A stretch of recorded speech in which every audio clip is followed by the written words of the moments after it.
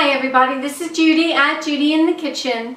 Not long ago, a viewer asked me to show how to sprout cabbage seeds. So I do have some cabbage seeds here, and so that's what this video is all about, and we're going to do it start to harvest. The same method that we're going to follow will apply to any type of cabbage that you have. I have Chinese cabbage that you can see here, but you could grow any kind of cabbage in the jar this same way. You want to make sure that you have seeds that are designated as being for sprouting if you're going to put these in a jar, because if they're not designated as being for sprouting, they may have been treated in some way with antifungals or something like that, and you certainly don't want to eat that stuff because it'll be on your seeds, it'll get into your food. You don't want that.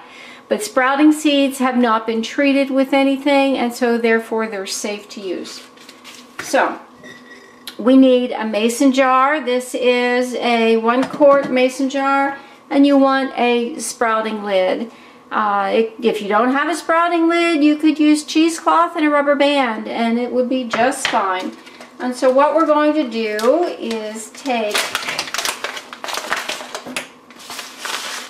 about a tablespoon and a half of seeds. You can go up to 2 tablespoons of seeds in a 1-quart jar, but I would not go any more than that because then the jar is going to be just too full. And you want to give your seeds a good little rinse first, and then they're going to have to be soaked for a while, and you're going to soak them for anywhere from 6 to 8 up to 12 hours, like overnight.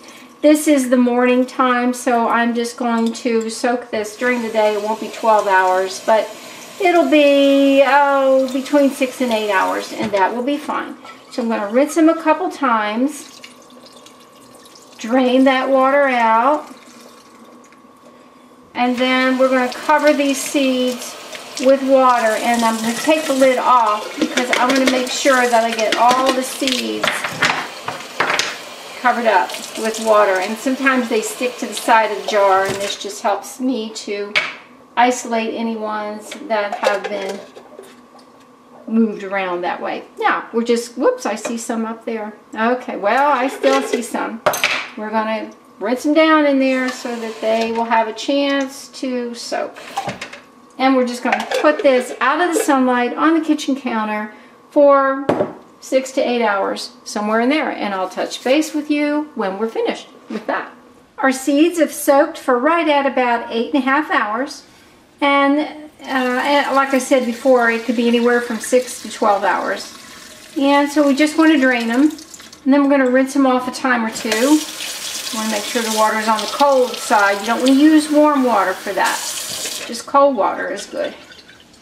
And then we're going to allow them to rest on a little stand that I have here. And I'm just going to park the jar on there and allow it to drain for about 15 minutes or so. And then I'm going to set it on its side and kind of disperse the seeds any way I can, just like that. And just lay it on its side on the kitchen counter for the night. Again, this is about supper time, and so they're just going to be resting for the night. They don't need to be in a cabinet. They don't need to be covered with a towel or anything like that. You actually want to leave the lid open so that there's some airflow in there. So that's all we're going to do, and I'll check back with you in the morning. It's the morning of day 2, and so we need to give our seeds a little drink. And so we're just going to fill up the bottle with some cold water, always cold, and then just drain it right on out. And then we're going to allow it to finish draining at about a 45-degree angle. And for me, I'm going to use this little stand and rest the bottle on that. If you don't have that, you can also rest it in a bowl just like that. Just allow it to sit for about 15 minutes. And we're going to repeat this same procedure roughly every 12 hours. So it's early in the morning for me, day 2, and then I'll do this again around supper time. And just keep this going. Now, so for today, after this drains, I'm going to just try to divvy the seeds around the jar a little bit that way. And you're not going to get it all spread out, but just do what you can. And because the seeds haven't even begun to germinate yet, you can just lay them on your kitchen counter if you want. As long as they're away from a heat source, you want them to stay on the cool side. But they don't have to be in dark, dark, dark. They can be in a sunny lit window if you really want. At this point, it really doesn't matter. But one thing you do want to be sure of is that you allow for some airflow through the lid. So you don't want to cover it with a towel or something like that, because they do need some air. And I'll check back in with you tomorrow morning. So bear in mind, we're going to do this twice a day. It's the morning of day 3, and you can see we've got some growth starting here. So we're going to continue with watering and rinsing and draining it twice a day at 12-hour intervals, letting it drain at a 45-degree angle for about 15 minutes. Now you have your choices here. You can still continue to put this on your kitchen counter for the day, or you can put it in a bright sunny location or under some grow lights. And I know a lot of people would say no, it's too early, but honestly at this point it really doesn't matter. I just like to keep things simple. So I have grow lights. I'm going to put this under grow lights after it's drained, and then I'll kind of do like this a little bit to spread those seeds around and put it in a brightly lit location. For me, it's the grow lights. You could put it in a sunny location, or at this point you could still put it on your kitchen counter. Do this again at supper time. Again, this is morning. It's the morning of day 4, and we have some good growth going on. And I want to point something out to you. You might see something that looks like mold in there, little white fuzzy areas in your cabbage sprouts. And you're going to think it's mold. It's not mold. Look at it really, really closely. It's going to be really fine root hairs. And that just means that the seeds and the plants are thirsty. They're just ready for a drink.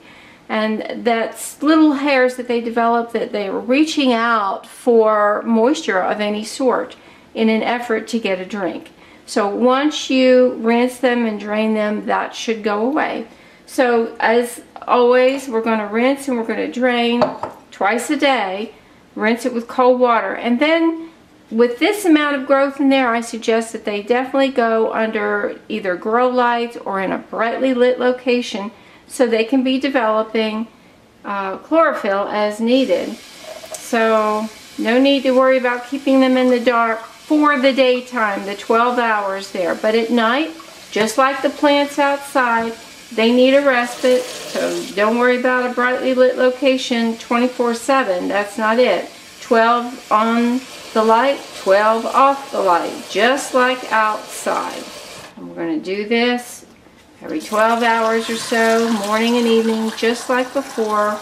Keep on going until this jar is really full. It's the morning of day 5, and you can see we've got some beautiful green growth in here. There's our roots underneath and some root hairs, because these fellows are thirsty. But we're going to follow the same routine today, rinsing and draining twice a day at roughly 12-hour intervals. 12 hours of light, 12 hours of dark. It's the morning of day 6, and we are doing really well. You could go ahead and harvest them just like this, but you see this jar is not completely full, and we can let them go another day, maybe 2 at the most. So I'm not going to harvest them yet, so I'm going to follow the same routine. This is the morning of day 7. And it is really growing very well, and you can obviously harvest these now. I'm going to wait till tomorrow morning and harvest it. I want a jar full, and you can see it's looking really good. We're going to follow the same routine as always. It's the morning of day 8, and we're going to harvest. Now remember, day 1 was our soaking day, so it really only took 7 days for these to grow. I almost have a jar full right here. There's a little bit of space in the jar. I think you can see it there. But there's enough in here. We're going to go ahead and harvest. Now, to start with, here's a big question. Pay attention.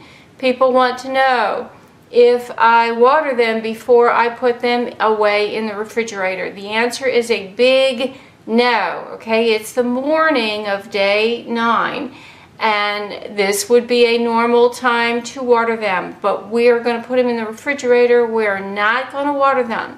Do not water them right before you put them in there. Why? There's going to be a lot of extra water amongst the leaves and the sprouts, and that will invite them to mold. You don't want to do that. So if I was going to harvest them at supper time, I would water them this morning and then not later on in the day. But because I'm going to harvest them now, I'm not going to water them. Alright, so I want to put them in a container all their own that's going to have a lid. And I like to line it with something that will help to absorb any extra moisture that's in there. These things are full of water. Even though we didn't water them, they have a lot of water content in them themselves. So moisture condensation is going to form in here. We want something to absorb it, to keep them in a humid environment but not wet. This is just a clean, dry cloth. You can use paper towels, whatever you have available to you that you want to use. But you see our jar is full, and so we're just going to pull them right on out. Put the lid on it, put them in the refrigerator, and then when we want some sprouts, we just pull off of there and we take our sprouts.